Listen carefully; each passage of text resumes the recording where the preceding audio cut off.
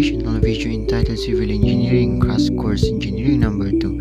I've learned that civil engineering is regarded to be one of the oldest types of engineering, focusing on all types of structures and buildings, and our world is founded on the success of civil engineering. Without them, society would be a completely different place. Civil engineers design the building where you were born, the one where you work, every road you've ever traveled, and every bridge you've ever crossed. But first, I need to review what I've learned from previous civil engineering projects. It is thought that we have used some form of civil engineering for most of our history. We've made shelters from the elements and crossed rivers with tree trunks as impromptu bridges. Our ancestors didn't do much calculation, but they did use engineering to solve problems. We have the world's first notable civil engineers about 5,000 years ago in Egypt.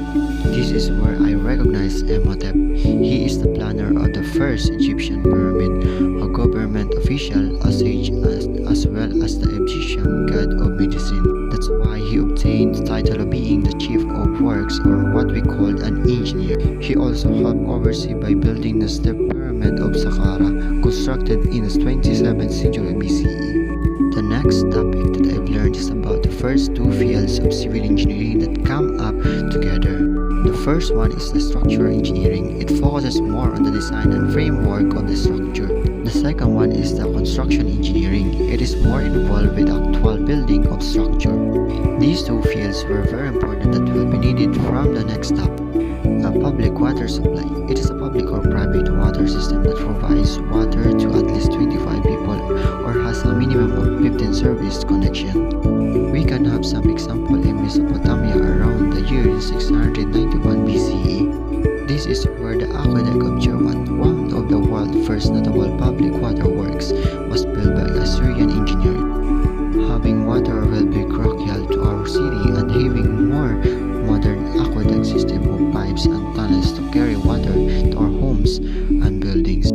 It is also my first acquaintance with Hippodamus of Miletus. He called as the father of city planning, and even Aristotle will agree that he was also extremely influential. He contributed the layout known as the Hippodamian plan. It involves dividing up cities into different parts for different purposes.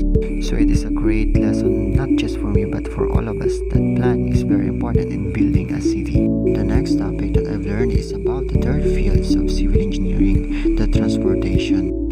It states that good infrastructure will allow you to utilize as much of the island as possible, such as roads that go across hills and valleys, and bridges that across lakes and rivers. The modern kind of concrete in early 19th century England is patented by Joseph Aspdin. He created Portland cement by combining finely powdered stone and clay, which he named after the limestone of Portland, England. I've also learned the evolution of structure of lighthouse and Eddystone Rock.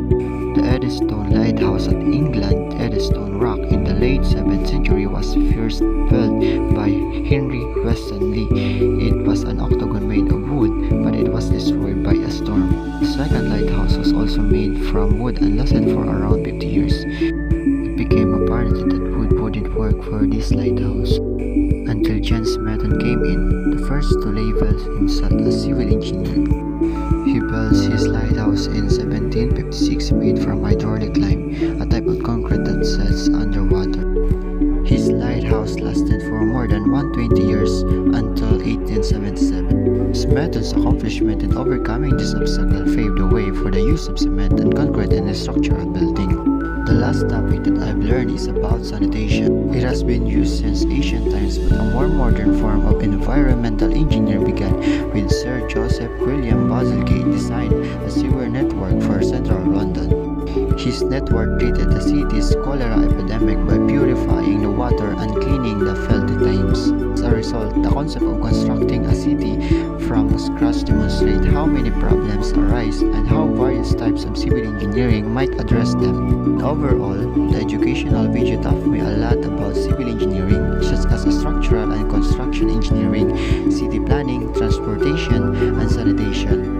And the most important is that it tells me that this is just the beginning of building my foundation.